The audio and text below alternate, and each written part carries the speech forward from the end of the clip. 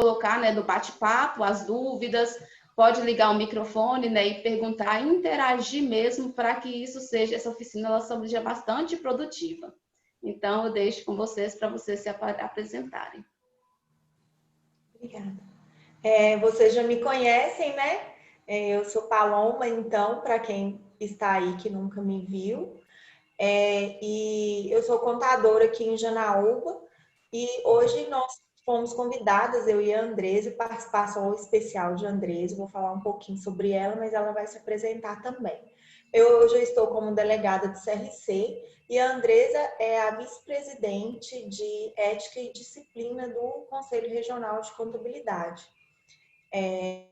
Ela também é contadora militante em Belo Horizonte e ela que vai fazer para a gente a explanação sobre planejamento tributário para as pequenas empresas e após isso a gente vai fazer um bate-papo. Então eu deixo a palavra com você, Andresa, e te agradeço mais uma vez por você estar aqui conosco, por ter aceitado o nosso convite. Eu que agradeço, professora Fernanda e Paloma, pelo convite, pela oportunidade de estar junto com vocês, mesmo que virtualmente, né, pela internet. E essa facilidade que a tecnologia nos proporciona de estar em vários lugares sem estar fisicamente, né? Eu espero poder compartilhar com vocês, trocar muita experiência, né, nessa noite, para a gente auxiliá-los mesmo não só nesse projeto, mas na vida profissional de vocês. Vocês já estão aí às margens do mercado, já entrando no mercado de trabalho, alguns provavelmente até trabalham já com contabilidade. Então, eu não estou um papel aqui de professora, eu vou mesmo trazer para debate. Então, mesmo durante a apresentação, eu propus para a professora Fernanda a gente ter uma apresentação para seguir uma linha, para ficar mais fácil, né, para a gente ter um norte no nosso bate-papo. Mas pode me interromper mesmo durante a apresentação, não tem problema, tá? Eu acho que assim fica mais produtivo. Podemos começar, Paloma? Sim. Certinho? Tá. Eu vou só colocar o... Eu já liberei aí para você poder compartilhar. Tá. Peraí que eu ainda fico meio perdida nessa ferramenta.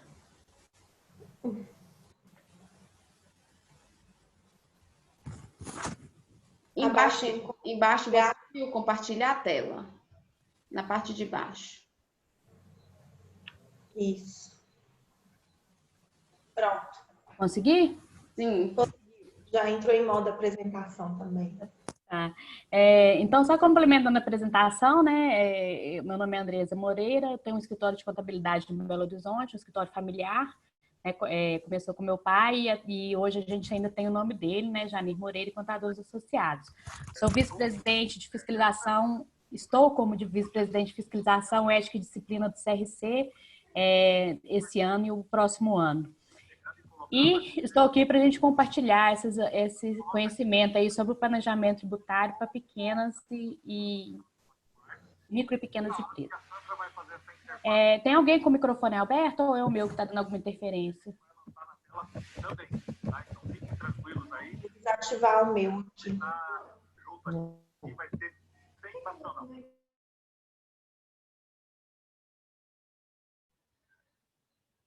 Eu desativei todos, agora vocês podem ativar os seus para não ter problema, tá bom?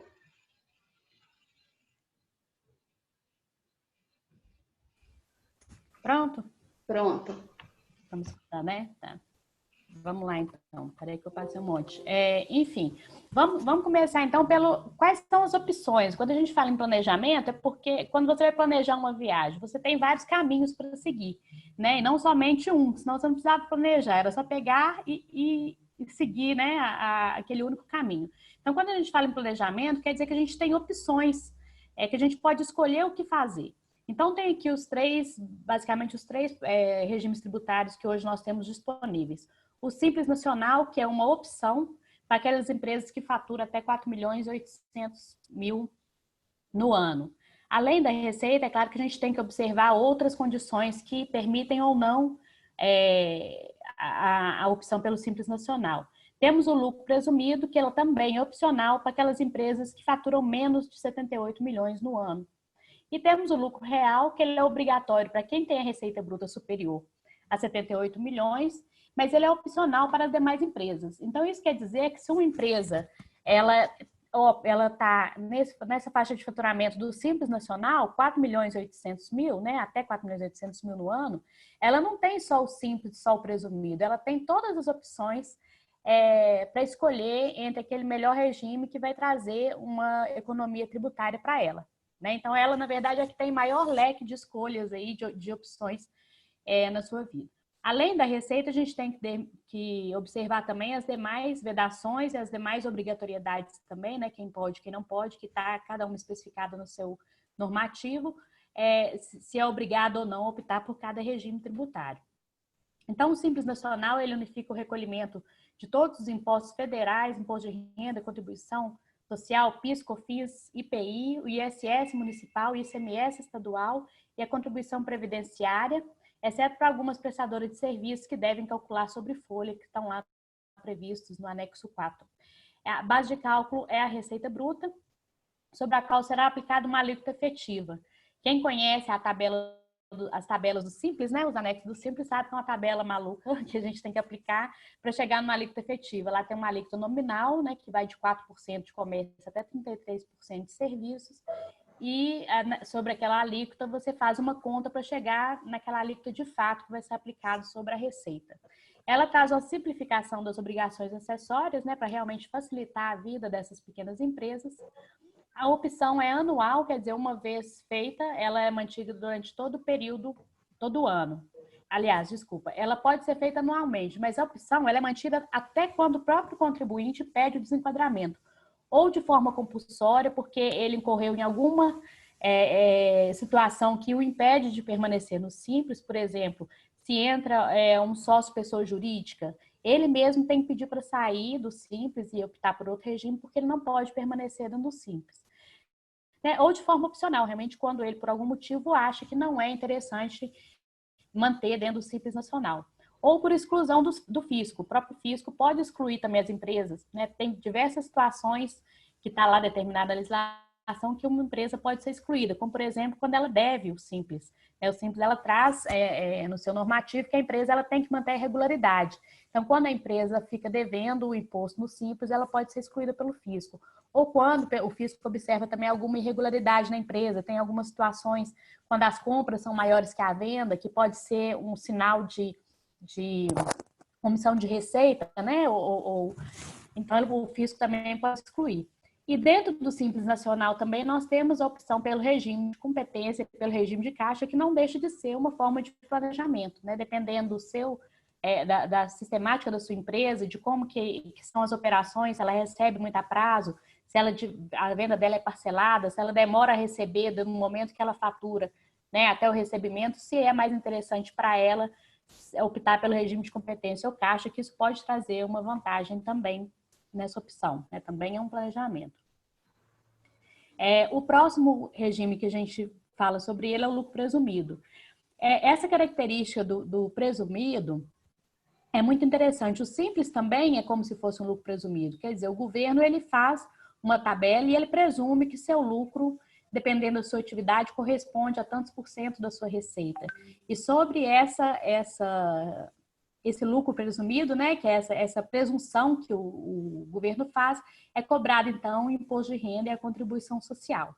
Né? Então, a base de cálculo, ela varia de 8%, que começa lá no serviço, até 32% da receita bruta, dependendo da atividade, 32% são as atividades de serviço, né? Porque presume-se que uma empresa de serviço tem menos custos do que uma empresa comercial, né? A empresa comercial ela tem um custo com o seu estoque, ela tem um custo maior com o processo de vendas e presume-se que numa empresa prestadora de serviço, por exemplo, um escritório de contabilidade que a gente conhece bem, o único custo que eu tenho é com mão de obra, né? Eu não tenho produtos, eu não tenho o custo mais significativo, né? Claro que eu tenho custo de tecnologia, de aluguel né? E outras coisas, mas o principal é realmente a mão de obra. Então, a presunção do meu lucro é maior, é de 32%, diferente do comércio, de uma indústria, que seria só 8%. Essas alíquotas são muito interessantes a gente conhecer, porque elas são a base de comparação entre o lucro presumido e o lucro real. Né? Porque se o lucro real ele parte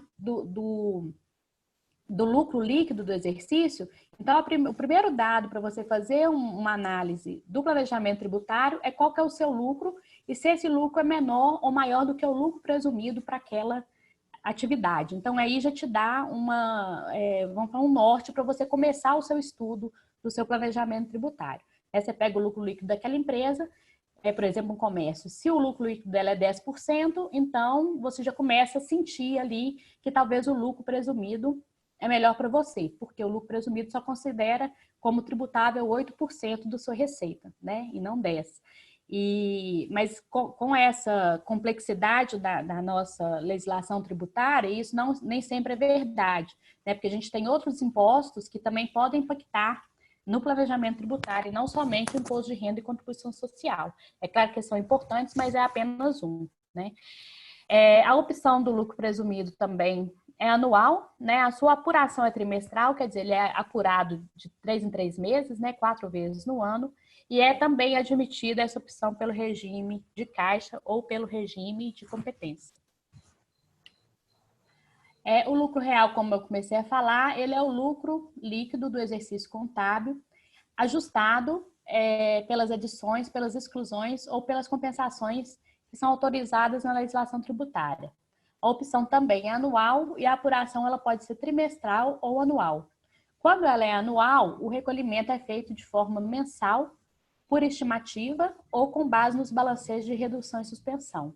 Aqui também eu chamo a atenção que é muito importante isso, é uma forma também no planejamento tributário de você ter um impacto menor nas finanças da empresa. Quando você consegue apurar o seu resultado mensalmente, e o seu resultado apurado mensalmente ele é menor do que aquele lucro por estimativa, né, que é o recolhimento mensal, você pode recolher o seu imposto com base nele. E com isso a empresa ela vai ter um desembolso menor ao longo do ano, né, porque o lucro presumido, essas recolhimentos mensais, eles não são definitivos, eles são como se fosse uma antecipação do lucro que vai ser realmente apurado no final do ano.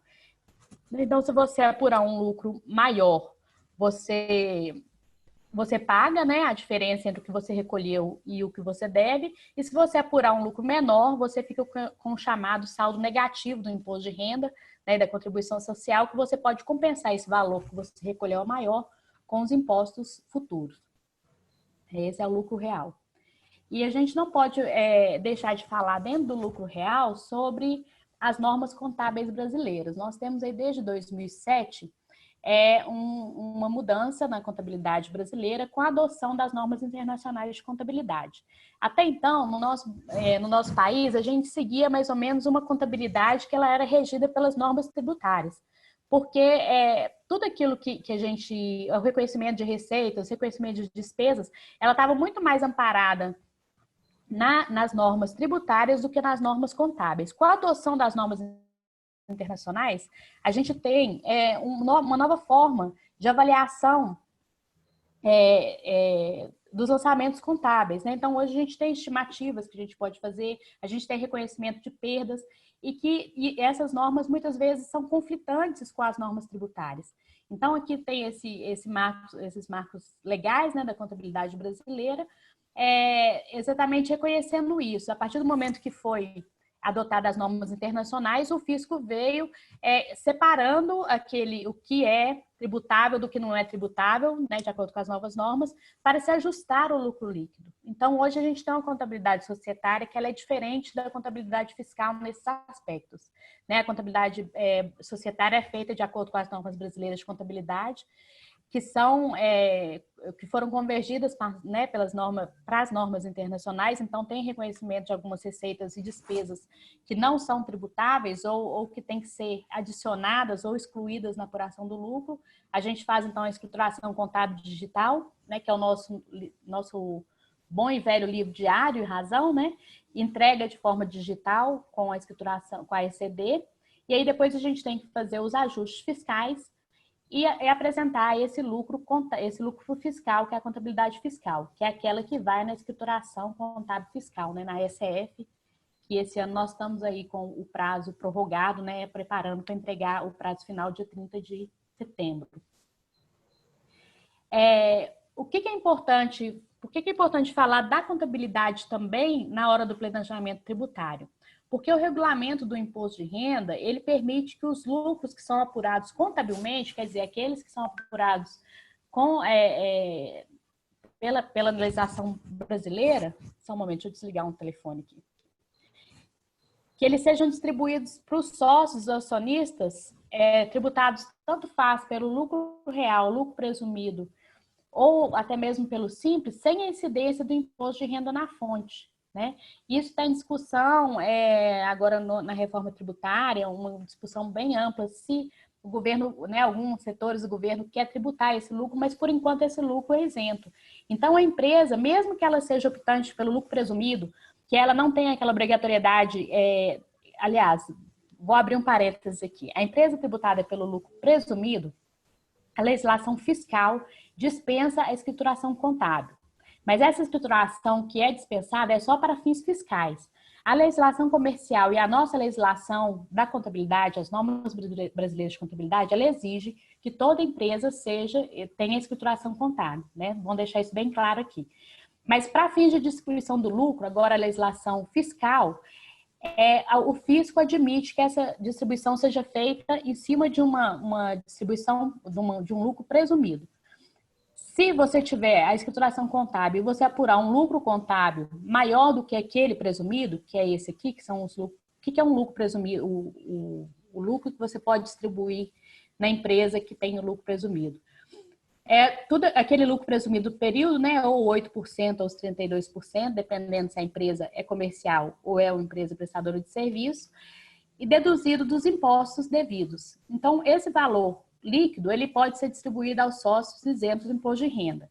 Só que, se a empresa, mesmo sendo lucro presumido, e essa regra aqui também vale para a empresa do Simples, apurar um lucro contábil maior do que esse aqui, ela pode distribuir sem essa incidência do imposto. Então, isso é uma situação que a gente tem que ter muita atenção também, para permitir que o empresário, né, que o acionista ou o sócio da empresa receba os seus lucros com isenção, fazendo uma escrituração contábil bem feita, né, baseada nas normas brasileiras de contabilidade, observando também a legislação fiscal naquilo que tem que observar, apurar o lucro corretamente, fazer uma contabilidade, né, bem feitinha para que ela possa distribuir isso com isenção e não ter problemas com o fisco. Então, isso é um ponto importante também na hora do planejamento tributário de ser observado.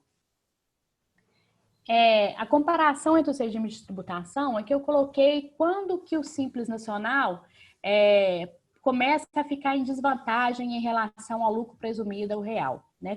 De repente você vai fazer isso o seu planejamento tributário e de cara você pensa, não, é uma empresa pequena, o Simples é o mais vantajoso. Mas tem algum momento que ele começa a pender para o lado do lucro presumido real, né? Quando que acontece isso? Né? Alguns indicadores também, que isso aqui não é receita de bolo, a gente não tem como passar isso para todas as empresas. Mas são alguns indícios que você pode começar a pensar em outro regime. Por exemplo, a gente tem dentro do Simples Nacional, as empresas ela pode faturar no máximo 4.800.000, mas a gente tem um sublimite estadual de 3.600.000. O que quer dizer isso? Aquela empresa que dentro do ano calendário ela faturar mais de 3.600.000, o ICMS dela ela passa a ser recolhido pelo sistema de débito e crédito, ele não está mais incluído no Simples Nacional.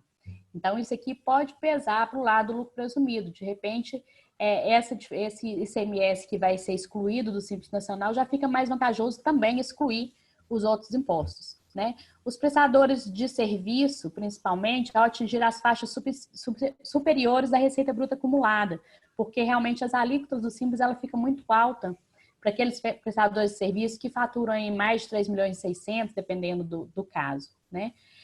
Quando os custos com pessoal foram proporcionalmente baixos em relação ao faturamento. Porque em alguns anexos do Simples, a alíquota da contribuição previdenciária patronal, ela está embutida dentro do Simples Nacional. E se você tem uma folha muito baixa, talvez você contribuir sobre a folha, né, você contribuir com 20% sobre a folha, ele quer dizer uma economia em relação a essa contribuição. Então, também você tem que rever os outros impostos que estão dentro do Simples, se ele não começa a pesar, né, e de repente o lucro presumido ou real passa a ser uma melhor opção, né? E mensurar também os impactos para os cumprimentos de obrigações acessórias, porque a gente sabe da complexidade que é para poder cumprir todas as obrigações de uma empresa que está sujeita ao lucro presumido, ao lucro real. Então, muitas vezes, por causa da própria estrutura operacional da empresa, vamos falar assim, por causa da própria desorganização da empresa, às vezes não compensa ela optar pelo lucro presumido ou lucro real, mesmo sendo mais vantajoso, porque ela não tem condições operacionais para poder se manter dentro desse regime, né? Entre o lucro presumido e o lucro real, tem uma outra questão também que costuma ser o fiel da balança nesse caso, que é o PIS e COFINS, né? Nós temos, via de regra, tá, gente? Porque tem algumas exceções, como toda a legislação brasileira é muito confusa, tem exceções para tudo. Então, via de regra, quem está no lucro presumido ela apura o PIS e COFINS no regime cumulativo, que é uma alíquota direta sobre a sua receita. Então, o PIS é 0,65% e o COFINS 3%. Pronto. E no lucro real é um regime não cumulativo. O COFINS tem 7,6% e o PIS 1,65%, que admite-se o crédito. Quer dizer, algumas coisas, né, a legislação é muito confusa, mas admite o crédito sobre os insumos, né, para o regime não cumulativo. Então, entre o lucro presumido e o lucro real, além de comparar o lucro líquido ajustado, né, que eu coloquei aqui, lucro líquido ajustado menor do que o lucro presumido, que é aquilo que eu falei, né, se apurar o lucro pela DRE da empresa e saber se daquele ponto se ela é menor ou maior do que o lucro presumido. Então, além disso, também investigar sobre o PIS e COFINS quando você muda, né, entre os dois regimes para ver realmente para que lado que vai pender. Né? Porque a diferença, muitas vezes, você vai recolher menos imposto de renda e contribuição social em uma opção, mas acaba recolhendo mais PIS e COFINS na outra. Então, é isso que pode ser determinante na hora de escolher, né, entre optar pelo lucro presumido ou lucro real. O planejamento tributário, ele busca uma gestão fiscal eficaz, né? Você aproveitar de todas as brechas, de todas as situações que a legislação permite para poder fazer suas escolhas, né? Então, a gente, quando vai começar algum empreendimento, ou mesmo na hora de investir, você pesquisar o que existe, por exemplo, de incentivos fiscais que permitam a redução de tributos federais, estaduais ou municipais. Né? A gente tem hoje no estado de Minas Gerais, por exemplo, tratamentos setoriais diferenciados. Eu não sei se a Paloma acompanhou a nossa, uma live que a gente fez um café com contabilista que a gente fez com a Secretaria do Estado da Fazenda falando sobre esses regimes especiais. Então, tem alguns setores da economia de Minas que eles querem incentivar, né, que é a guerra fiscal que eles fazem, incentivar, atrair investimentos, então eles reduzem e simplificam a apuração do ICMS para aquelas empresas para que se tornem mais atrativas para quem deseja investir no Estado e também que permita que as empresas que aqui já estão tenham uma condição diferenciada de competir no mercado nacional. Né? Então, isso não só o planejamento tributário é muito mais do que escolher se a minha empresa vai ser lucro real ou lucro presumido. Você na situação de investidor ou você auxiliando o investidor, você também pode apontar para ele algum setor que seja mais interessante, que tenha, né, uma carga tributária reduzida e incentivá-lo a investir naquele setor. Né? Nós temos aí a área também do Nordeste, né? Algumas coisas que são incentivadas na área do Nordeste, alguns tipos de atividades, né? Que são essas áreas incentivadas pelo governo municipal, estadual e federal para a instalação de novos negócios e que tem alguns benefícios fiscais. Observar todas as situações que é possível crédito tributário, principalmente em relação, claro, né, em relação aos impostos não cumulativos, ao ICMS, ao IPI, ao PIS e COFINS. A nossa legislação é muito complexa e muitas vezes uma empresa paga um imposto indevidamente, né, a maior, porque não observa aquela situação que ele poderia tomar o crédito. E não só tomar o crédito, né? Às vezes não é o crédito, mas temos aí também a incidência monofásica do PIS e COFINS. Né? Uma que está muito em alta, eu falo que eu não passo uma semana sem receber uma empresa, um cliente que fala que uma empresa foi procurá-lo, é o PIS e COFINS na área de alimentícios, de supermercados, né? Porque vários produtos de supermercados, eles já têm o PIS e COFINS quando você compra do fornecedor da indústria, né? E aquele supermercado, ele não exclui aquele PIS e COFINS na hora de calcular, por exemplo, o seu Simples. Então, ele acaba pagando 2 vezes o COFINS na entrada da mercadoria e na saída. Então, assim, hoje tem inúmeros vendedores, eu falo, né, de recuperação tributária, fazendo esse trabalho, oferecendo, né, que é um tipo de planejamento também para os supermercados. Buscar também todas as situações que é possível você postergar o recolhimento dos impostos, permitindo maior gerenciamento do fluxo de caixa, que entra aquela opção do regime de caixa ou do regime de competência.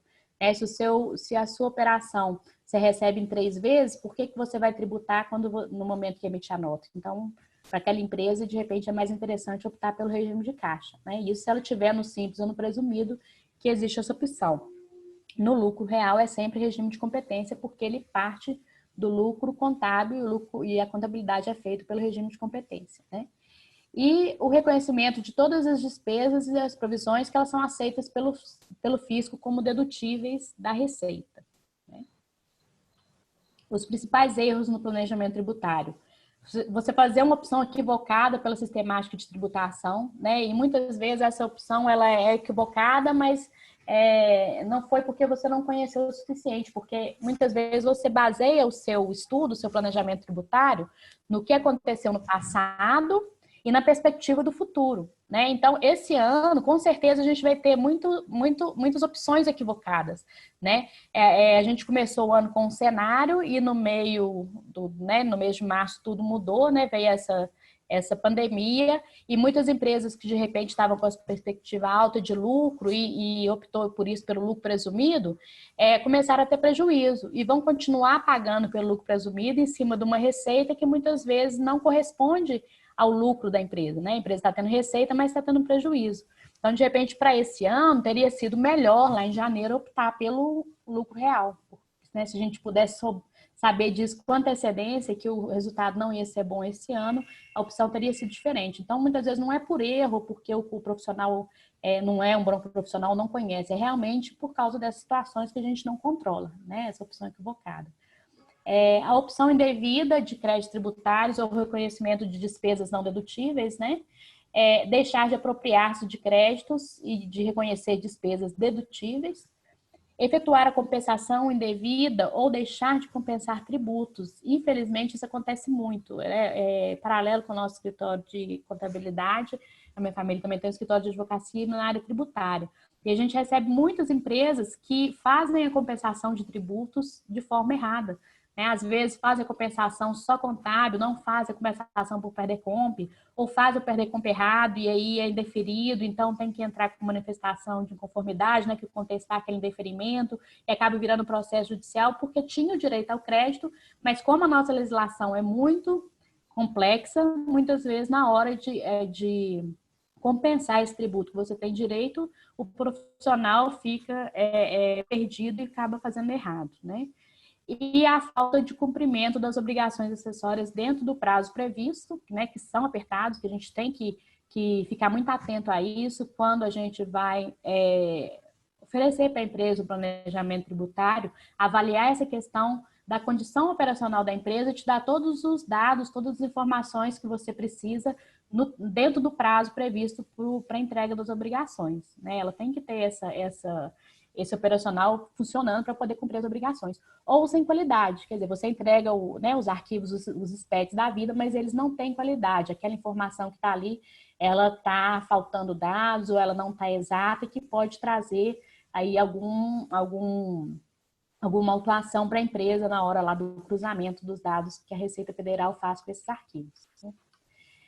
A gente não pode também confundir elisão com evasão fiscal. Então, o planejamento tributário está no campo da elisão fiscal, né, que são mecanismos lícitos que buscam economia tributária.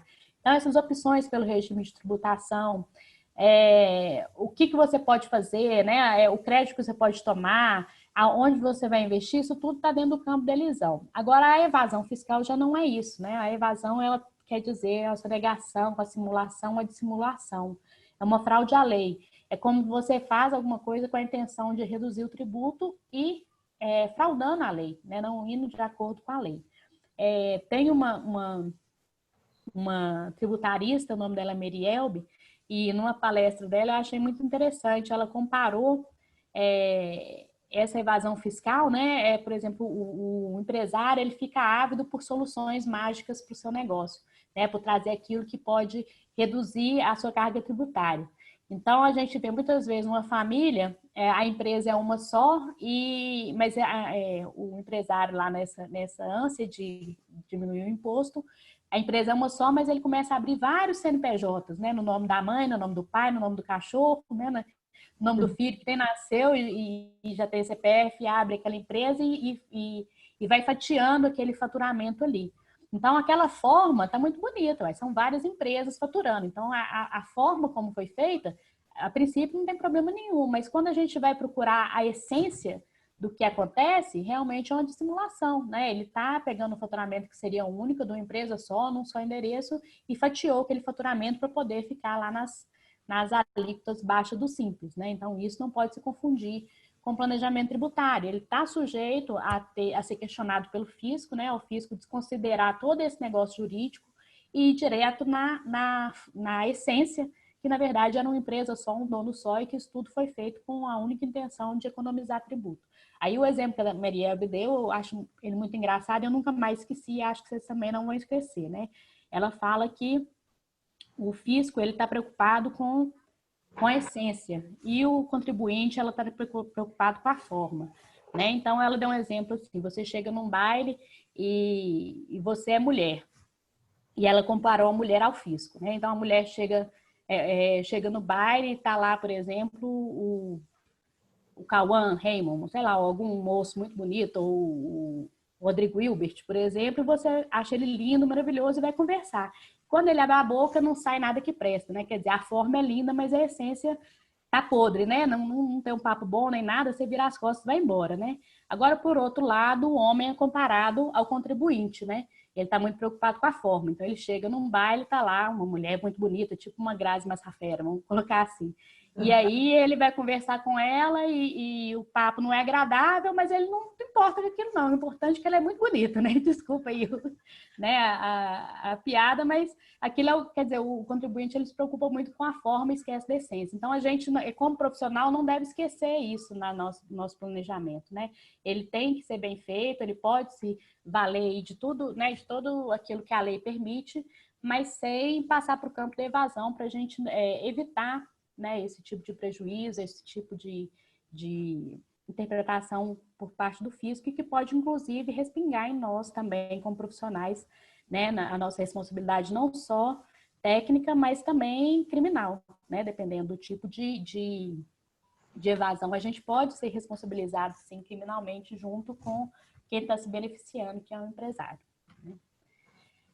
Então, o melhor enquadramento fiscal é aquele que traz economia dentro da legalidade, que observa o cumprimento das obrigações acessórias e a qualidade das informações que são enviadas ao SPED e que considera as características individuais de cada empresa. Não existe uma fórmula pronta, né? O seu vizinho pode estar no mesmo segmento, pode estar na mesma cidade, mas a estrutura de operacional dele é diferente da sua. Então, um cliente, né, só uma historinha que é um posto de gasolina e ela é lucro presumido.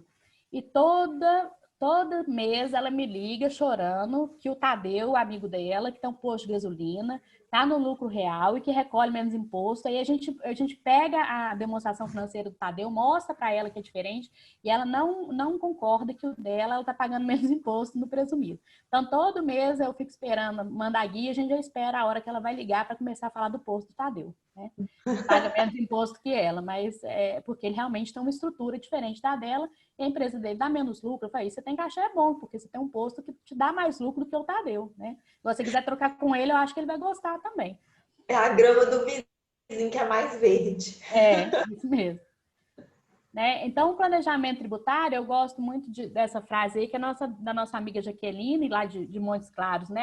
O bom planejamento tributário, ele começa pela escolha de um bom contador, né, gente? Porque se a gente partir que o primeiro ponto que a gente vai observar é o lucro, então, se a contabilidade não estiver bem feita, aquele lucro vai ser mentiroso. Então, a gente vai estar trabalhando com dados que não são verdadeiros, né? Então, começando aí o planejamento tributário pela escolha de um bom contador, que eu espero que todos vocês, meus futuros colegas, né, sejam esse contador que vão auxiliar as empresas no planejamento tributário. Então, por hora é isso e estou aqui à disposição de vocês. Muito bem, ô Andresa, quando a gente fala do planejamento tributário, que não tem nenhuma receita de bolo, que é essa situação dessa história do posto de gasolina, os clientes, às vezes, eles falam, não, esse contador não sabe de nada, não. Mas ele sempre olha o vizinho, o concorrente, isso acontece demais.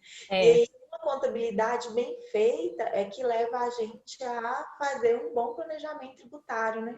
Se não existe uma contabilidade que esteja bem feita, você não consegue visualizar nada disso que você falou, como você explicou muito bem, em todos os sentidos, em todos os regimes. Nós temos também, agora a gente pode fazer pergunta para a Andresa, viu, gente? E nós temos também as empresas que são microempreendedores individuais, que a gente, né, vamos considerar como uma empresa. Você considera que essas empresas sejam que as pessoas que abram uma empresa de microempreendedor individual é necessário que façam um planejamento antes, um planejamento tributário, que se considere como uma empresa normal? É o seguinte, o microempreendedor individual, ele tem uma condição muito diferenciada e muito vantajosa. Se ele realmente está dentro daquele limite do MEI, né, que é 81 mil no ano, não é isso? 81 mil, né, o faturamento dele no ano, eu acho que não existe uma forma melhor dele começar a vida, vamos falar assim, né, até ele crescer, porque realmente se ele for por simples, qualquer tabela que ele cair, qualquer alíquota, mesmo que seja mais baixa, vai ser maior que isso. Mas ele tem que considerar, sim, para o futuro, né?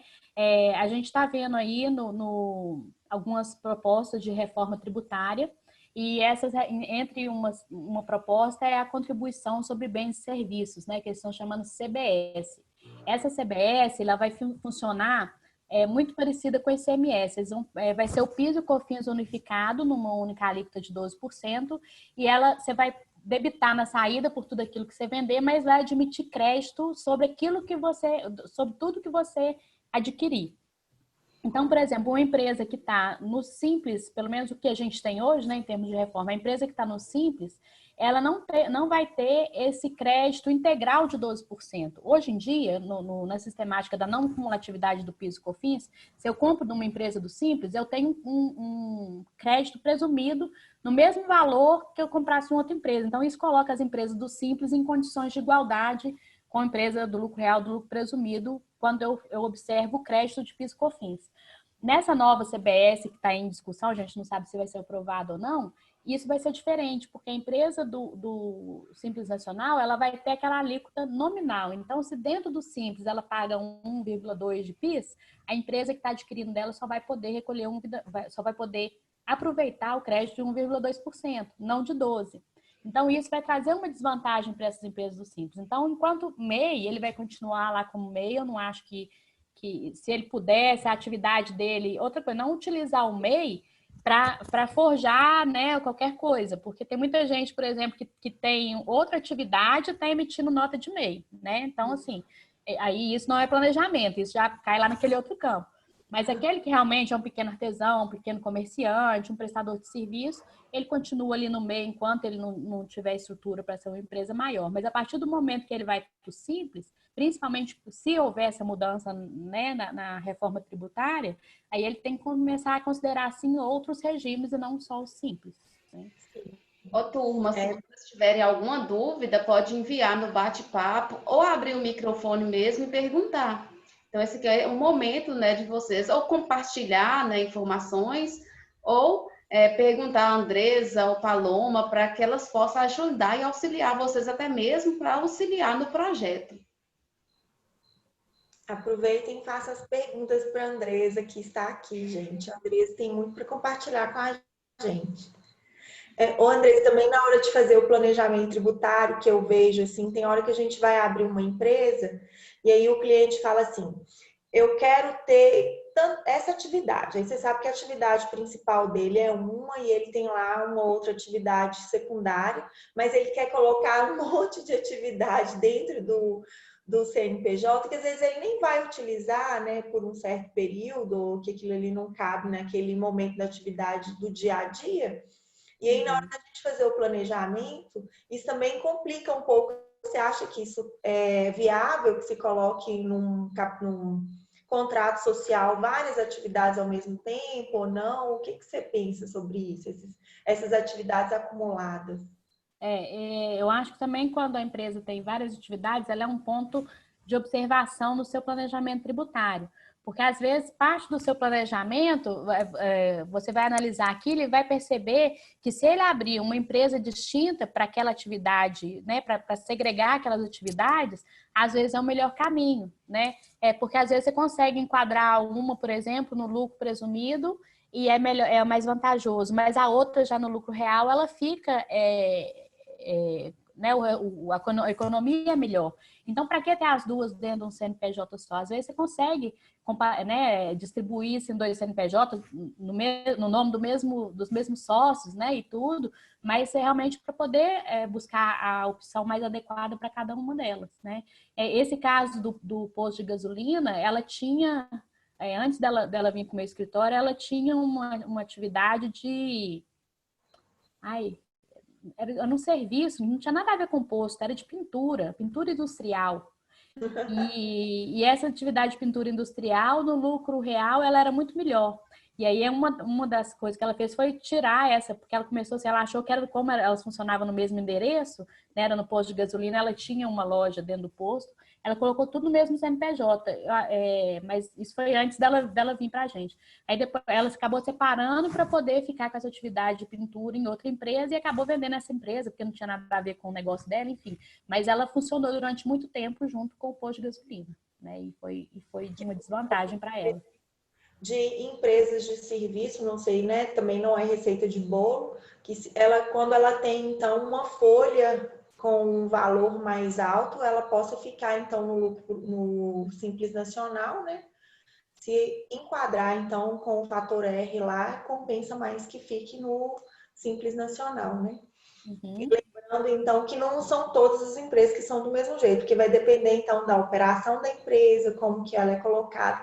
E também pensando lá para o lado, na hora que a gente for escolher o regime lá de caixa e de competência, a empresa ela tem que estar, então, muito bem organizada, né, contabilmente, para ela estar no regime de caixa.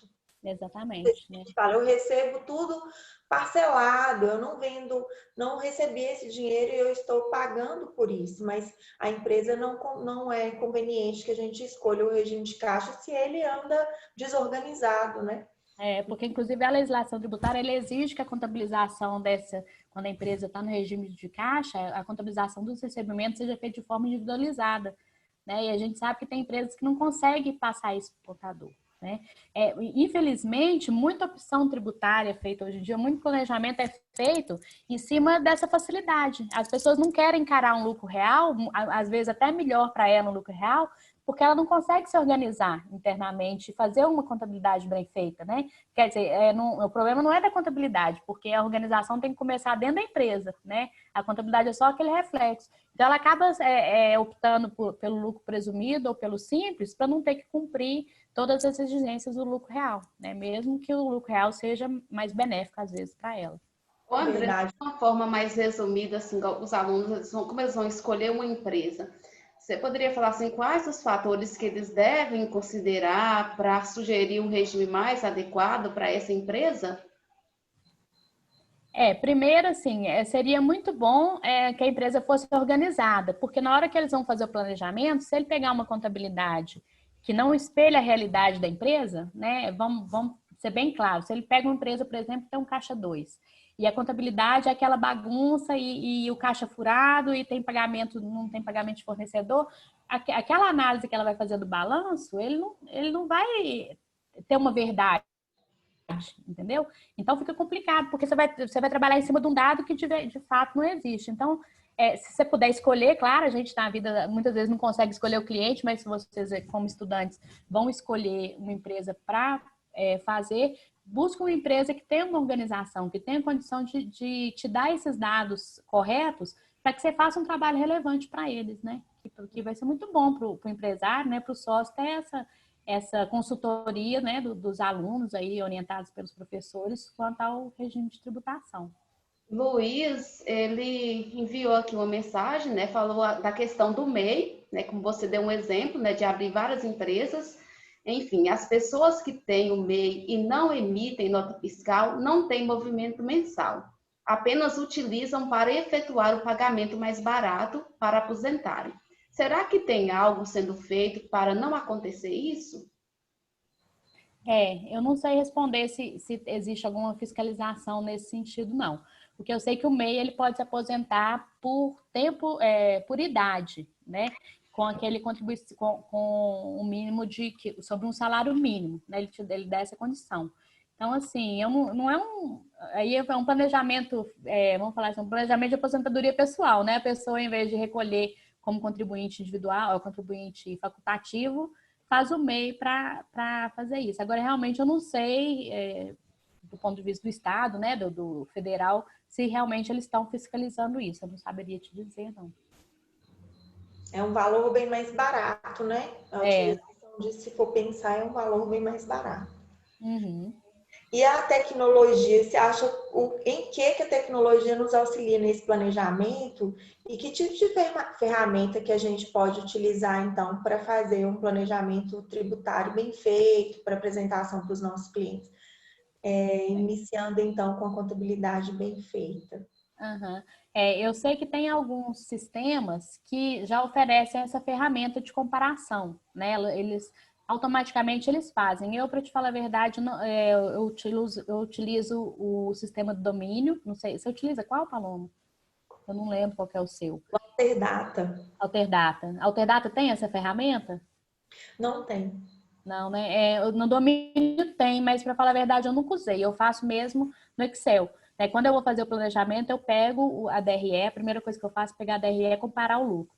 E aí depois eu apuro a incidência sobre o lucro, né, no lucro real, no lucro, isso vamos excluir o simples, né, desse exemplo aqui. Então, eu faço a comparação entre o lucro real e o lucro presumido, e aí depois eu venho com a apuração do imposto de renda, do PIS e COFINS no cumulativo e no não cumulativo, né? E faço aquilo, vou tirando do meu próprio sistema. Mas eu sei que tem ferramentas, né? Que tem sistemas que tem essas ferramentas, sim. Tenho algumas consultorias também, IOB, Econet, que também tem Econet, que também tem uma ferramenta de comparação. Quando você faz a pesquisa, ele te dá uma comparação, mas geralmente ela sempre fica uma parte de fora. Por exemplo, na Econet tem do simples com o presumido, mas fica faltando a parte de ICMS. Então não adianta, o ICMS você tem que fazer por fora, né? E de folha também, porque também não considera folha. Então ele só considera imposto de renda, contribuição social, PIS e COFINS. Aí a parte de folha, a parte de ISS, então tudo você tem que fazer por fora, né? Verdade, tem que ter um conhecimento muito amplo, então, daquela atividade, daquela empresa, dos produtos que a gente tem, então, de benefícios fiscais do Estado. A gente não pode fazer um planejamento tributário como se um outro colega fez de alguma empresa que vai ficar mesmo para esse meu cliente que está iniciando, né? E o planejamento tributário, ele não é tão simples, tem que ser um profissional muito bom para ele poder conseguir fazer, porque tem uma base de conhecimentos maiores.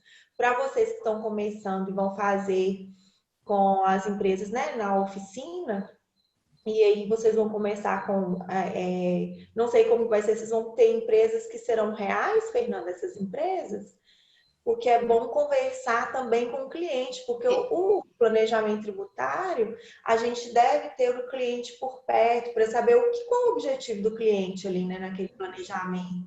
E aí a gente tem que olhar o passado, ver como que a gente quer estar no futuro e também ver o presente da empresa, porque ela começa lá atrás, né? Sim, as empresas, elas serão reais, né? Então, eles que vão escolher, a gente deu a opção deles escolherem, né? Até mesmo por causa dessa questão da pandemia, porque se a gente escolher alguma, pode ser que isso dificulta para eles, né? Então, eles que vão escolher a empresa, então, eles têm que estar em contato com o empresário para poder fazer essa gestão mesmo, né? Auxiliar mesmo a gestão tributária, a gestão financeira da empresa. Sim, isso é importante. A gente precisa de estar com o empresário sempre por perto, né? não fazer. Eu falo que o contador tem que andar lado a lado com o empresário. Tem empresário que adora estar perto do contador e tem empresário que não gosta de estar com o contador, né, Andressa? Corre da gente. Acho que a gente está fiscalizando e não é, né, uma fiscalização. A gente quer o bem do cliente e facilitar o trabalho da gente também. Não, eu falo que o contador ele tem que ser igual um padre, né? Ele tem que escutar tudo e não falar nada, né?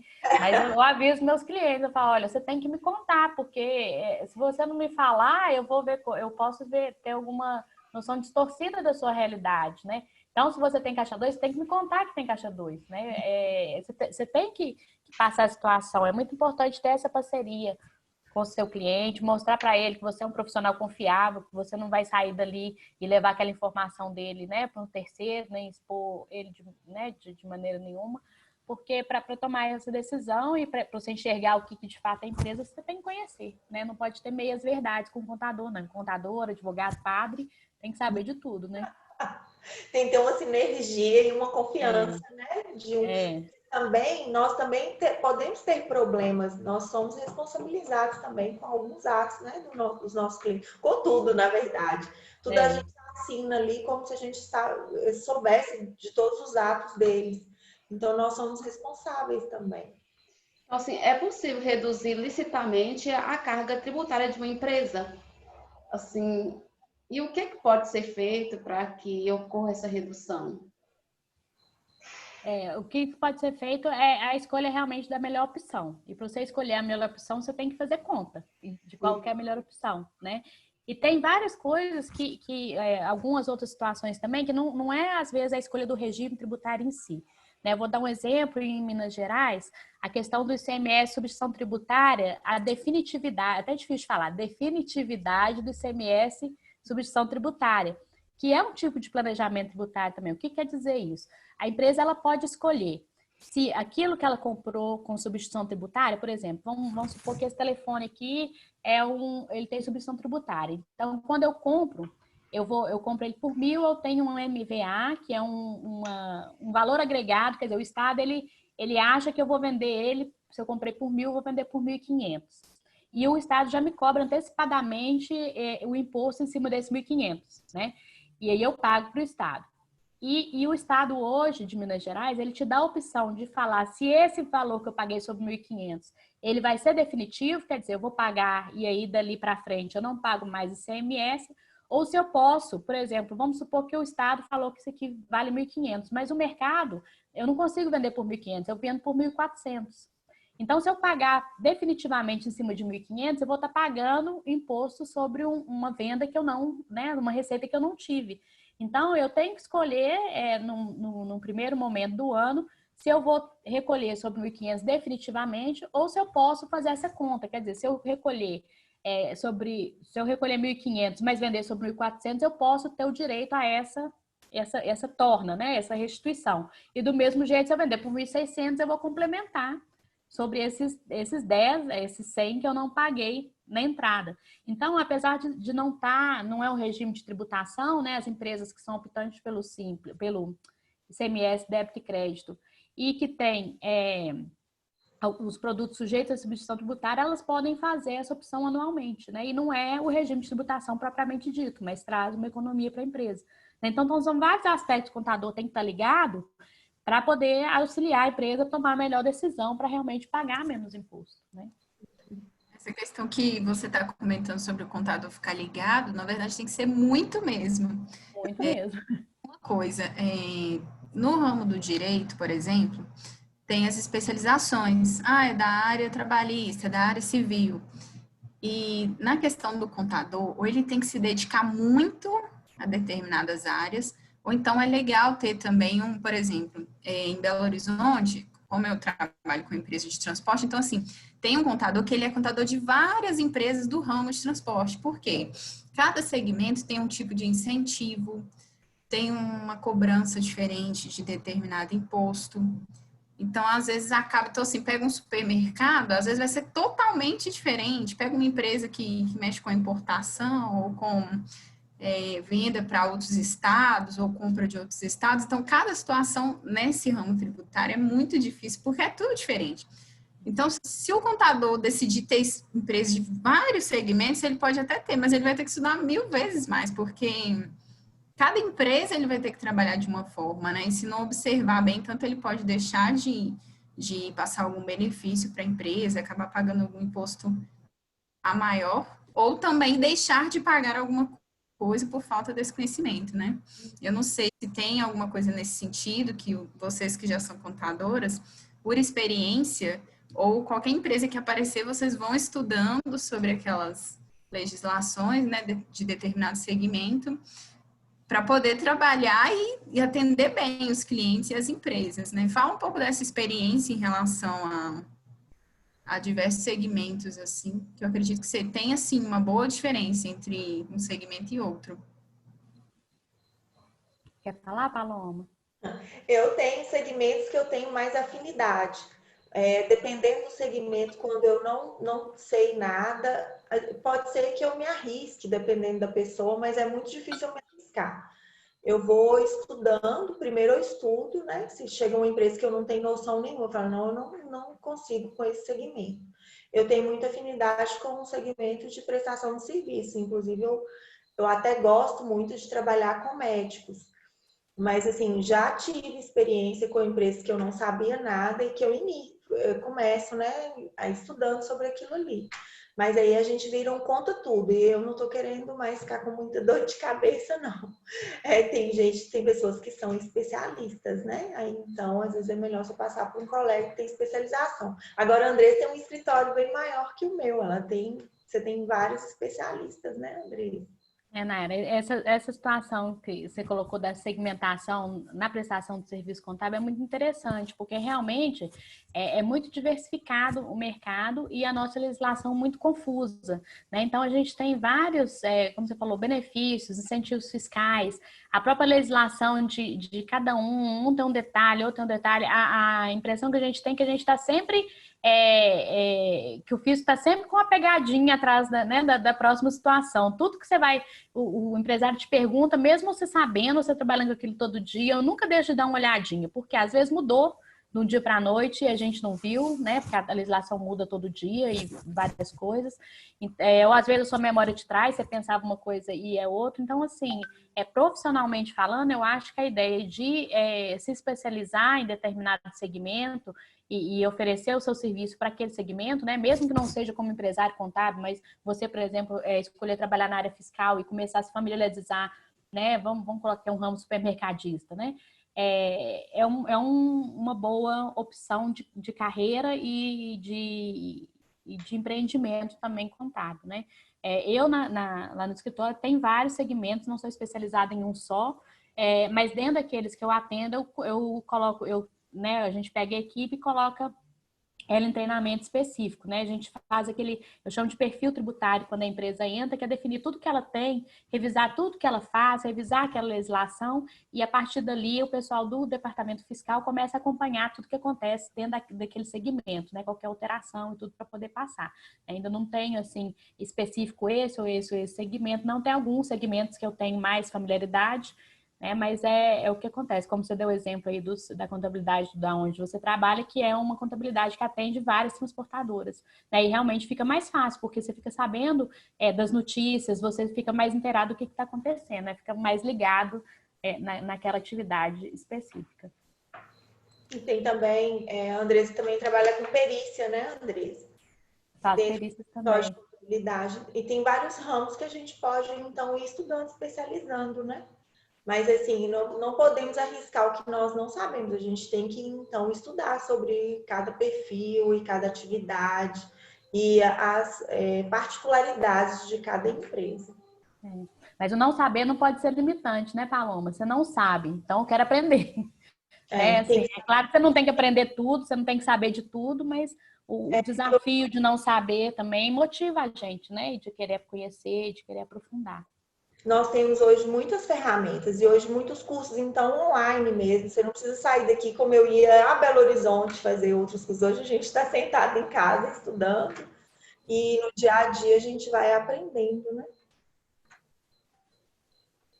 André, você acha que o planejamento tributário, mesmo que a gente tenha a opção, né, de que ele seja feito a escolha do regime tributário durante uma vez no ano. Você acha que o planejamento tributário ele deve ser feito, então, só uma vez no ano? Porque, na verdade, você precisa de estar mais perto da opção para você ter dados suficientes, né? Então, assim, não adianta a gente fazer um planejamento lá em fevereiro para o próximo ano, porque você não sabe direito qual rumo que aquele ano vai tomar, se ele vai seguir a tendência do ano que passou, se acontecer alguma coisa. Então, quer dizer, como eu dei o exemplo nesse caso da pandemia, né? Aquele planejamento que foi feito em dezembro, ele caiu totalmente por terra quando veio a pandemia, que é uma situação que a gente não estava sabendo. Então, ele já vai refletir nos próximos meses, né, no planejamento do ano de 2021, né, o que aconteceu, se a empresa vai retomar, se ela ainda está fechada. Quer dizer, nem agora a gente tem condição dependendo da empresa, né, do segmento que ela está, por exemplo, um restaurante, ele não sabe hoje como é que ele vai estar o ano que vem aqui em Belo Horizonte, ele não sabe se ele vai poder voltar a abrir, se ele vai ter que contratar mais gente, se ele vai ter que fechar definitivamente. Então, assim, é um momento de muita incerteza. Agora, vamos tirar fora essa situação que realmente né, foi excepcional, assim, foi uma coisa que ninguém estava esperando no dia a dia das empresas. Eu acho que você faz uma vez no ano e depois você vai acompanhando se confirmou aquela tendência que você estava esperando. Então, quer dizer, ela manteve a mesma estrutura e a DRE dela está acompanhando aquele estudo que você fez, tá? Então, quer dizer que você está no caminho certo. Agora, não, de repente a empresa cresceu demais, igual, por exemplo, eu tenho uma empresa que é uma indústria de uniformes. E aí, quando veio a pandemia, todo mundo. Eu tenho na verdade, tenho 3 empresas de uniformes, 2 da mesma pessoa e uma do irmão dela. E aí, quando veio a pandemia, a gente ficou naquela situação, falei, gente, eles vão ter que fechar, porque quem é que vai comprar uniforme no meio da pandemia se ninguém está nem indo trabalhar, né? Ninguém está funcionando e tudo parou.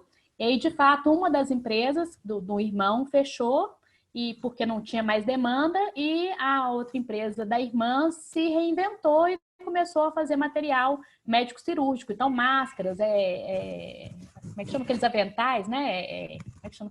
Não é guarda-pó. Equipamento de proteção individual da área de saúde. E de repente ela trabalhava com um turno, ela teve que fazer 2 turnos. Então, quer dizer, aquele planejamento que a gente fez para o Simples dela, ela estourou o mês passado, porque ao invés de piorar as coisas para ela, a coisa melhorou tanto que ela superou o faturamento que ela estava pensando. Então, aí a gente teve que pensar, ela desenquadrou. Então, agora ela vai para qual? Ela vai presumido ou vai para o real? E no meio do ano, né? Quer dizer, você mudar como é que é? Trocar o regime. Trocar os pneus com o carro andando. Tipo assim, né? As coisas estão acontecendo e você está tendo que decidir. Então, são coisas que acontecem. Mas eu acho assim, numa vida normal, sem essa montanha-russa que a gente está vivendo, uma vez no ano, pelo menos, você tem que sentar e fazer aquele estudo. Ou quando acontecer alguma situação, igual no caso dela, que um crescimento inesperado, né? Ou uma queda inesperada também. Né? Por exemplo, o Simples Nacional é uma opção anual. Né? Você faz em todo janeiro do ano. Mas se no meio do ano você perceber que aquele Simples não está adequado, que de repente no presumido você poderia ter o pagamento de imposto, você tem formas de forçar a saída do Simples. Né? Como, por exemplo, se você admitir uma pessoa jurídica, de repente um dos sócios pode criar. Já é uma dica, né, já é um planejamento tributário que eu passo para você. Você pode, o sócio cria uma holding e a holding entra como sócio naquela empresa. Então, obrigatoriamente, você tem que desenquadrar, né? Ou incluir uma atividade que não pode permanecer no Simples, aí você tem que desenquadrar. Então, uma forma de você forçar o desenquadramento do Simples fora daquele período que seria até 31 de janeiro, né? Se você perceber no meio do ano, por exemplo, que você tem que desenquadrar, que vai ser melhor para você. Então, para você não esperar lá janeiro do outro ano, você pode fazer isso, né? Então é uma boa realmente, assim, pelo menos, né? Não vou falar que tem que ser uma vez no ano, não. Pelo menos uma vez no ano e de acordo com a situação e ir reavaliando essa condição. Uhum. Turma, nós temos aí alguns minutos, então podem tirar as dúvidas. Se tiver com vergonha, pode mandar no bate-papo. Estamos aguardando, vocês não estão participando. Nosso horário está acabando. Nós temos alguns minutinhos, 8 minutinhos, para vocês tirarem as suas dúvidas. Pode ser que esteja relacionado com o projeto, eu acho que isso é bastante importante e a Andressa ela vai saber responder. Então, vamos lá. Vou copiar aqui. Tem os falantes que não estão falando. Carlos não falou nada. Jonas. Onde estão os falantes? Deixa eu ver quem mais. Pode perguntar. Fiquem à vontade, gente. No final também eu gostaria que vocês abrissem a câmera para a gente poder estar tirando uma foto, registrando esse momento. Boa ideia, que eu não tô vendo a carinha de ninguém, só os Todo nomes. mundo escondeu aí. Sem problema vocês estarem desarrumados, não, sem problema. Eu tô de bermuda aqui, a blusa tá bonitinha, mas tô de bermuda. A melhor parte, né, Andressa, que a gente pode ficar em casa do jeito que quiser. Essa parte do home office Vocês é boa. estão todas bem nas câmeras aí. Acho que tá todo mundo usando aquele highline, né? Claro, a gente não aparece aí. Ajuda, né, Nayara? Com certeza. Ajuda mesmo, algumas coisas ajudam. Engraçado. Oi, Bruno tá por aí. Tudo bem?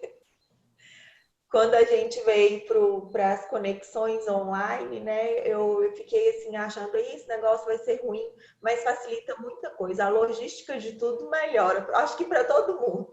Para nós que temos bebê, né, Andressa, ficar em casa ajuda muito. Então, Paloma, aproveita e fala sobre os escritórios. Os escritórios de contabilidade têm conseguido adotar essa rotina home office?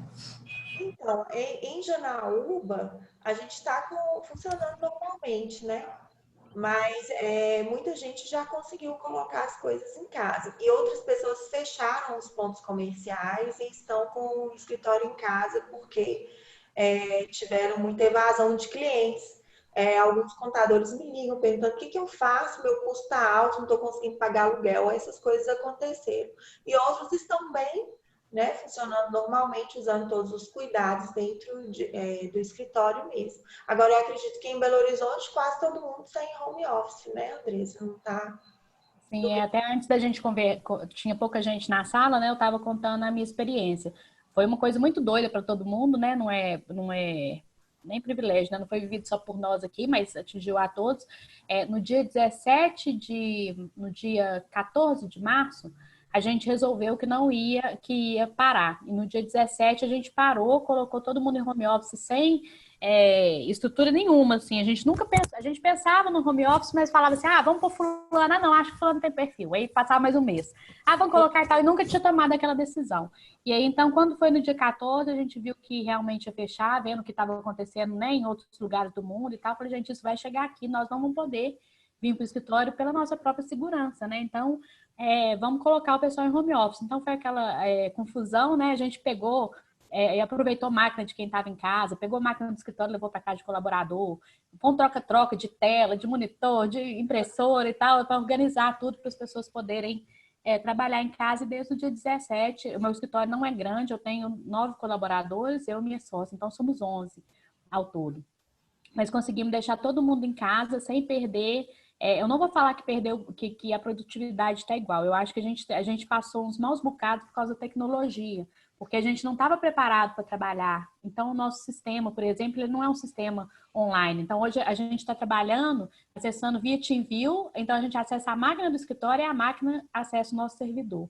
Esse final de semana agora, dia 21, que a gente vai trocar para um servidor que vai ser online, e aí vai parar isso, porque isso realmente atrasou muito nesses meses que a gente está em casa, nos atrapalha, né? A gente tem problemas de conexões e tal, não atrapalhou demais, assim, a ponto da gente não conseguir cumprir alguma obrigação, cumprir algum prazo, mas acabou trazendo mais transtorno do que deveria. Mas a gente vai se adaptando, né? A parte de telefonia também, a gente está colocando a telefonia VoIP, né? E apesar de que a gente já pode voltar a abrir, a gente não é obrigada a ficar em casa, mas eu acho que a gente não vai voltar, não. Estava comentando isso com as meninas, porque é muita qualidade de vida. A gente que está aqui, eu tinha uma funcionária que ela gastava 2 horas para ir trabalhar e 2 horas para voltar. Então, a pessoa ganhou 4 horas do dia dela para poder ficar em casa, para poder se cuidar, para poder até mesmo trabalhar quando precisa, né? Porque antes ela não podia nem fazer hora extra, senão ela chegava em casa meia-noite, né? Então, assim, eu vejo muito ganho nisso, né?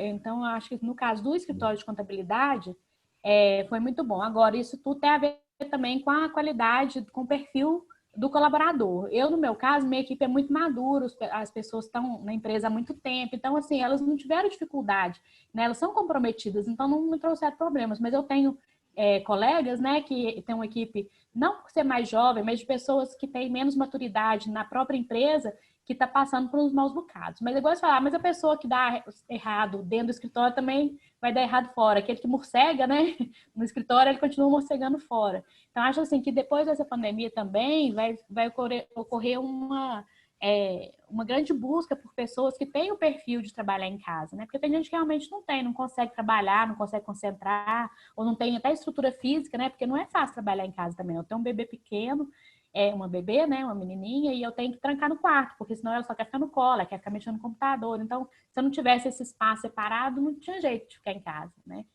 Mas estamos indo, né? Adaptando aí. Eu penso que a nossa área ainda, nós ainda estamos com muita sorte de ter, porque a tecnologia para nós contadores, hoje facilitou muito. Então, de qualquer lugar a gente pode trabalhar, o seu sistema, né, nas nuvens, né? A gente pode colocar o trabalhador onde ele quiser. E tem muito isso hoje, está funcionando quase tudo em teletrabalho. A Receita Federal, por exemplo, os auditores, eles estão em teletrabalho. Nossa Receita aqui já vai ter um posto em Janaúba que nossa Receita está finalizando por agora, Andresa. Até o final do ano eles vão fechar. Então, a abertura está na prefeitura de Janaúba, mas eles estão funcionando em teletrabalho. E para nós, contadores, não está difícil, né? Vai ser, vocês estão pegando a melhor fase da contabilidade, porque a contabilidade já passou por uns maus bocados, com muito papel, coisas muito difíceis de finalizar. Muita máquina de datilografia, calculadora, arquivos longos, né, que a gente precisava de guardar. E era até essa que ia ser minha última pergunta, sobre a questão da escrituração nesse caso, que, igual a Andressa já está tendo uma experiência maior, né, com essa questão de não estar tão presente no escritório, mas e aquela papelada que a empresa manda no final do mês? Como, assim, não sei se vocês estão fazendo de alguma forma, se ainda está recebendo, mas como isso deve ser uma tendência para frente, né, muitos trabalhos passarem a ser em casa e as empresas vão ter que se adaptar também a trabalhar com a contabilidade dessa forma, até porque já tem muitas contabilidades online hoje, né? Então, que fica essa questão da escrituração, daquele bolo material mesmo, de papel que vai para o fim do mês, para o computador, junto com a planilha, né, que vai por e-mail ou de outra forma. Algumas empresas já têm um sistema, né, que também facilita. Mas e a papelada mesmo? Como que fica? A empresa vai passar a responsabilidade, digitalizar e enviar para a contabilidade? Pois é, a gente acabou descobrindo com essa pandemia que nós já estamos no estágio muito avançado de digitalização, no caso dos meus clientes. A gente já importava antes, a maioria das movimentações financeiras, extratos, a parte fiscal já vem das empresas toda digitalizada. Então, assim, a gente já recebia muito pouco papel mesmo no escritório, sabe? Porque quando a empresa ela é bem estruturada e ela usa realmente um ERP integrado, ela tem tudo o documento físico não faz falta. É claro que uma vez ou outra você precisa consultar alguma coisa fisicamente, mas as operações são muito fechadas, então assim, não tem pagamento sem nota fiscal, né? Não tem, você tem como cruzar essas informações e ter segurança em fazer a contabilidade dessa forma. Então assim, eu até me surpreendi porque eu achei que fosse ser muito mais difícil. Eu tenho ainda alguns clientes que mandam papel, a gente busca lá, o motoboy vai uma vez buscar e leva na casa do colaborador, mas são assim, no universo de 67 empresas, são 4, sabe, que são assim mais atrasadas, e 4 pequenas. As outras maiores, elas estão bem estruturadas e a gente está dando conta de fazer realmente de forma digital, né? E eu acho um grande ganho, né? Não só para nós, como para as empresas também, porque para nós é importante que as empresas sejam organizadas. Então, elas devem ter um sistema, né? Elas devem fazer a sua parte financeira bem feita para a gente poder trabalhar com tranquilidade na contabilidade também. E para ela também ter tranquilidade, né? No cumprimento de obrigações acessórias, até no mesmo planejamento tributário. Então, assim, para mim foi uma grata surpresa que eu não tinha medido ainda, né, esse indicador, assim, como é que está a minha relação com o papel, né, relação de digitalização. E realmente a gente já estava usando bem pouco, então deu para passar tranquilo. Ô, Andressa, mas é uma tendência, né? Uma última pergunta para a gente finalizar, né, que eu acho que já deu tempo até mesmo para os alunos desse período. A Andressa, sua xará, pergunta, né, como eles podem abordar os empresários sobre a questão da gestão do planejamento nesse projeto que eles vão executar. Tá, eu acho que a melhor forma que você tem de oferecer é você, como se diz por aí, entender a dor do seu cliente. Nesse caso aí, esse empresário, ele vai ser o seu cliente, né? Então, você tem que entender, você tem que abordá-lo assim, olha, você sabe que você pode estar pagando mais imposto do que você deve? Será que os impostos que estão pagando está de acordo com o que deve ser pago? Ou será que você tem uma alternativa mais viável, né? Deixa a gente pesquisar isso na sua empresa, né? Chegar com esse argumento, né? Se ele realmente tem essa vontade, né? Fala, olha, eu sei que qual que é o seu regime tributário e tal, você sabe que de repente você pode ter uma outra opção, que você vai pagar menos imposto, então pagar menos imposto eu acho que é a palavra-chave, né, Fernanda? Que é o que todo mundo quer. Todo mundo vai para cima. Gente, vão todo mundo abrir a câmera para Bruno fazer uma foto nossa para ficar bonito?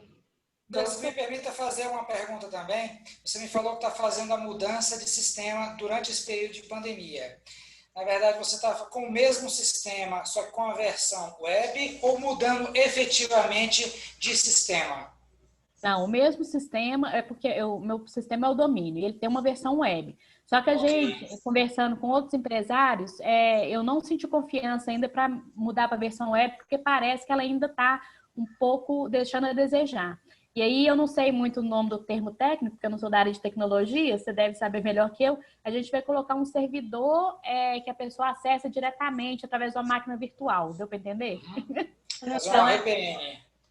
Eu acho que é isso. Eu não sei o nome técnico, não. Eu uso isso também para acessar meu servidor, VPN. Porque da forma como está hoje, está muito amadora mesmo, assim, é através de TeamViewer e a gente liga o TeamViewer na máquina da pessoa e da máquina no servidor. Então, isso traz muito problema. Agora, a gente, com isso, compramos um servidor bom, uma boa máquina, trocamos a internet por fibra ótica, que não era fibra ótica. Então, assim, acho que vai resolver bastante. Vamos ver. Depois eu te conto. Você faz uma foto aí, Bruno? Nossa. Claro. Todo. Tem mais gente para entrar? Gente, todo mundo está com a câmera ligada? Ninguém quer ligar. Pronto, vou fazer a foto. Todo mundo passou perfume? A minha xará nem vai aparecer para eu ver a carinha dela. Prontinho, só mais uma. Espera aí, tá. Andressa, para aí sua câmerazinha aí. Aí. Pronto, pessoal. Gente, boa noite. Eu gostaria de agradecer a você, Andressa, a você, Paloma, por ter contribuído, né, com essa oficina. Foi de grande valia. Eu tenho certeza que os alunos tiraram bastante dúvidas em relação ao projeto, né, a gestão tributária e financeira. Nós estamos aqui, a FAVAG está aqui à disposição, então, o que vocês precisarem, é só também entrar em contato com a gente. E a gente agradece de verdade pela colaboração. Eu que agradeço a oportunidade, Fernando, em nome do Conselho Regional de Contabilidade também, né, parabenizar todo o esforço de vocês, professores, também, dessa doação que vocês estão fazendo, porque para vocês também não está sendo fácil, vocês também, alunos, né, porque já não é fácil uma aula presencial, uma aula online, então nem se fala, né, questão de atenção, de ter que estar ali todo dia, na frente do computador, e nos colocar à disposição naquilo que vocês precisarem. Eu deixei meu e-mail, coloquei aqui nos comentários, então, assim, se no desenvolvimento desse trabalho, se vocês quiserem alguma ajuda, né, e precisarem de conversar comigo, podem ficar à vontade, que eu estou à disposição de vocês. E obrigada também, Paloma, pelo convite, nossa delegada em Janaúba, estamos muito bem representados na cidade, Fernanda e todos os alunos, né, e eu vi a carinha da Andressa ali. Oi, Andressa. Eu que agradeço vocês. E agradeço, Andressa, mais uma vez. Muito obrigada. É muito bom bater um papo com você, você sabe disso. A gente sempre tem umas conversinhas. Muito obrigada. E boa noite, gente. Obrigada a vocês. Boa noite, turma. Até semana que vem. Boa noite, Bruno. Boa noite. Com Deus. Boa noite. Boa noite. Lembrando que vocês têm que me passar o nome das equipes, tá? O nome e a empresa que não me passou pode estar lá enviando no AVA. Boa noite, tchau. Boa noite.